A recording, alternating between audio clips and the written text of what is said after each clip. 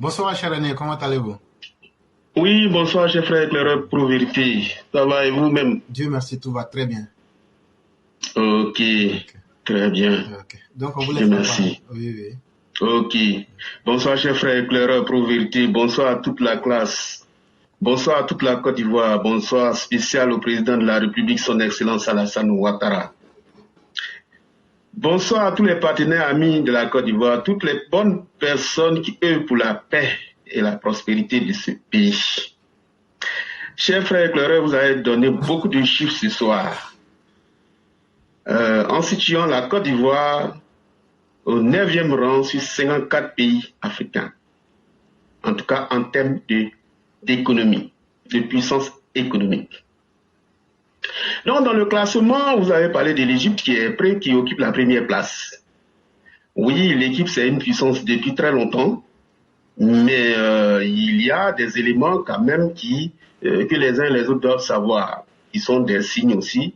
Il y a le tourisme qui est beaucoup plus développé dans ce pays, mais ils ont une compagnie qui est aussi très forte, Égyptair. Égyptair, c'est la 7e compagnie aérienne à voir le jour au monde. Pour dire que depuis longtemps, ce pays-là plane sur, en tout cas en termes de puissance économique, en tout cas en Afrique.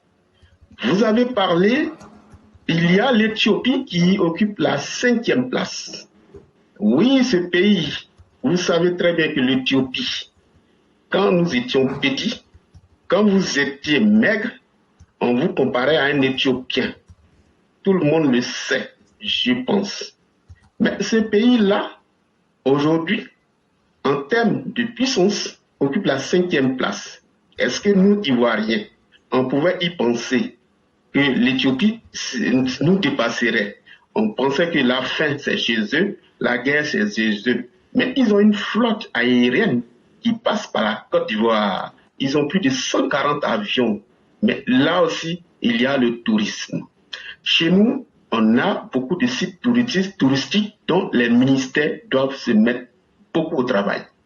Il y a un ami qui me disait que oui, qu'est-ce que vous êtes en train de faire de ce 5e pont un pont à férié, c'est-à-dire que les jours fériés, le pont fermé à la circulation est donc ouvert aux visites. J'ai dit oui, mais si les Ivoiriens peuvent être touristes chez eux, c'est ce qu'on demande. Quand vous vous déplacez, vous dépensez. Quand vous dépensez, vous faites rentrer de l'argent dans l'économie. Mais c'est ça. Je dis heureusement qu'on a des endroits comme ça qui attirent la curiosité des gens, qui poussent les gens à se déplacer et donc à dépenser. Vous voyez? Donc il faut qu'on explique ça aux Ivoiriens. Mais celui qui est l'œuvre de ça, c'est son Excellence Alassane Ouattara. Mais Alassane Ouattara, les gens ne rendent pas compte. Les Ivoiriens ne s'en rendent pas compte que ce monsieur-là, en tout cas son Excellence Alassane Ouattara, c'est l'homme qu'il faut en 2025. Il sera à son 2e mandat de la 3e République. Et il est prêt. Il a les idées. Tous ceux qui font du sabotage, il va les extirper du groupe un à un. Oui, c'est cela aussi, quelqu'un qui veut faire beaucoup pour ce pays. Alors, quand vous avez parlé des passages du Congo RDC, c'est-à-dire Congo-Zaïre, mais quand vous regardez en termes d'électrification en Côte d'Ivoire, nous sommes à près de 90% en tout cas de couverture en électricité. Mais RDC dont vous avez parlé, il y a une ville qu'on appelle Kisangani, de 2 millions d'habitants. La couverture électrique en électricité est de 20% de la population. Faites le calcul. Combien de fois ces populations-là souffrent? Et ceux-là même qui sont couverts par l'électricité subissent tellement de délestages qu'ils sont obligés de payer des moteurs pour alimenter, en tout cas, pour faire fonctionner leur activité. Et dans ce sens, nous demandons à la CIE, en tout cas la compagnie d'électricité ivoirienne, de tout faire que tous les villages, toutes les villes, toutes les localités où il y a de l'électricité, que les parents, les Ivoiriens aient chacun un compteur électrique.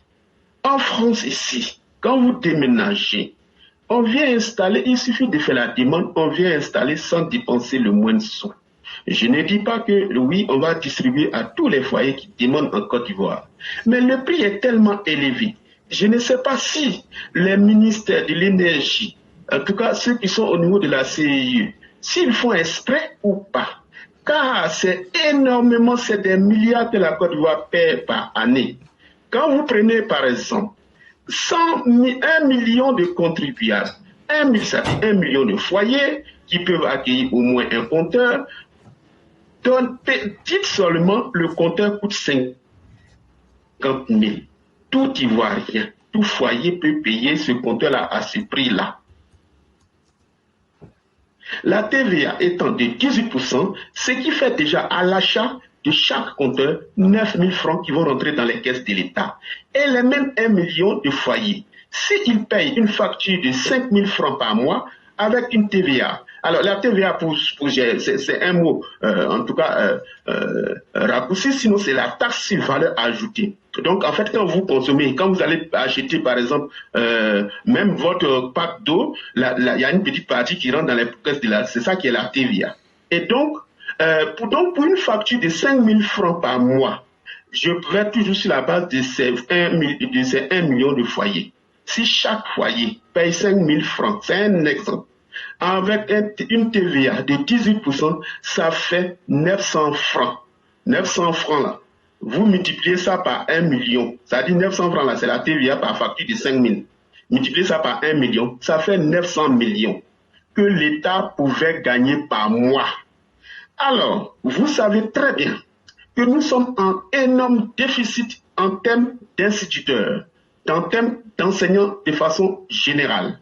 Un instituteur qui, c'est toujours dans le même ton d'exemple, un instituteur ordinaire qui va toucher 260 000, avec les 900 millions de TVA récoltés, ça nous fait un salaire on peut payer 3 461 instituteurs. Pourquoi au niveau de la CIE, ça date pas, ça fait des décennies.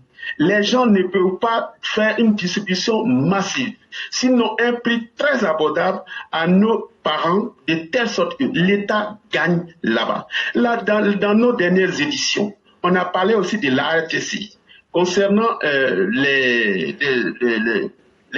téléphonies, les compagnies de téléphonie. Mais cette téléphonie, c'est la même chose. On peut casser le prix au niveau de l'abonnement du data, et de telle sorte que la TVA, ça renfloue les caisses de l'État.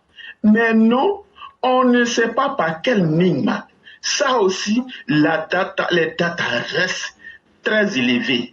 Ce qui permet à nos parents, vous savez, les data, pour que les parents comprennent, c'est ce qui permet d'aller sur Internet. Et si on n'a pas Internet, on dit les enfants à la rentrée, ils doivent s'inscrire par Internet. Mais ils font comment dans les villages? Ça veut dire qu'il faut se déplacer? Mais non. Il faut rendre facile et donc, en tout cas, il y a des sources où l'État peut faire beaucoup de sous. Alors, franchement, j'arrive pas à comprendre ça aussi. C'est le ministère de l'énergie pour l'électricité, le ministère de ça c'est le ministère des TIC, ça c'est pour Amadou Koulibaly qui doit réfléchir et je crois il n'a pas de temps à perdre. Il faudrait qu'il mette en exécution ces manques à gagner que l'État pouvait vraiment, l'État n'a pas à se passer là-dessus. Alors, pour toujours le président, le président pour toujours les bienfaits du président. J'avais parlé et je reviens toujours sur le Congo RDC parce que ce pays-là, vous savez très bien que ce pays-là, si les gens gèrent bien, si les gens se mettent au travail, ce pays-là à lui seul peut nourrir toute l'Afrique. Ils ont tout. Ils ont le soleil, la forêt, deuxième réserve de forêt au monde après l'Amazonie. Ils ont de très grands lacs, ils ont des fleuves. Comment ça se fait? Et donc la faute, c'est aux gérants. Et nous avons quelqu'un qui, en tout cas, le fait bien et donc se donne le pari d'ici 2040 d'industrialiser le pays. Industrialiser, donc c'est transformer nos produits sur place. Quand nous prenons le cas du bois, vous savez très bien que le port de San Pedro est spécialisé en expédition de café, cacao et du bois. C'est ce port-là qui faisait que ça. Maintenant, quand vous prenez le cas du bois, 1 m3 de bois coupé, c'est-à-dire les grumes que vous voyez là, sur les grumiers qui nous traversent dangereusement, des fois en grande vitesse. 1 m3 de bois là, ça fait 80 000 francs CFA. Et 1 m3 de bois transformé donc en contreplaqué, ça vous fait 400 000. Et c'est ce que le président cherche à faire en transformant nos cacao, nos cafés, l'anacarde, palmier à huile et donc tous les VA. Toutes ces matières premières, vous avez parlé aussi des terres rares, et donc ça c'est son domaine, hein, la gestion des ressources rares. Quelqu'un qui a fait de l'économie, il sait, il a les idées.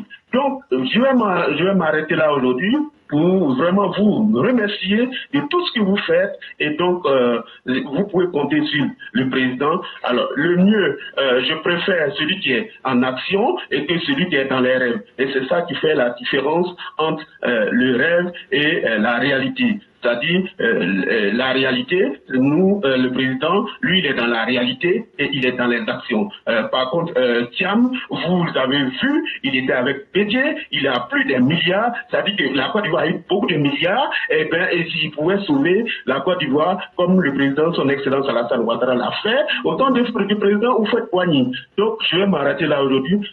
Si vous avez quelque chose à ajouter, je reste à l'écoute. Vraiment, merci beaucoup, cher René. Je crois que vous avez fait un coup d'économie en partant comment la distribution massive des compteurs, et même si les prix étaient 50 000, sur chaque facture, on pouvait mettre ça à hauteur peut-être de 2 000 pour récupérer les 50 000 rapidement.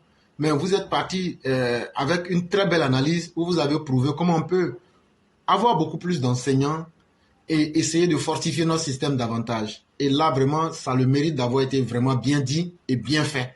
Et vraiment, nous souhaitons que nos dirigeants et ceux qui sont à la tête de l'État puissent vraiment s'inspirer de ces idées-là pour essayer d'aider davantage le pays. Vraiment, merci infiniment pour tout ce travail-là. Je ne sais pas combien de temps ça vous a pris, mais c'était un travail brillant et excellent. On va le découper et en souhaitant qu'ils vont l'entendre et vraiment s'en inspirer pour essayer d'aider le pays. C'est vraiment important. Et vraiment, merci beaucoup. Merci infiniment. Je vous remercie. Il n'y a pas de problème. Vous passez une excellente soirée. Merci pareillement. Merci beaucoup.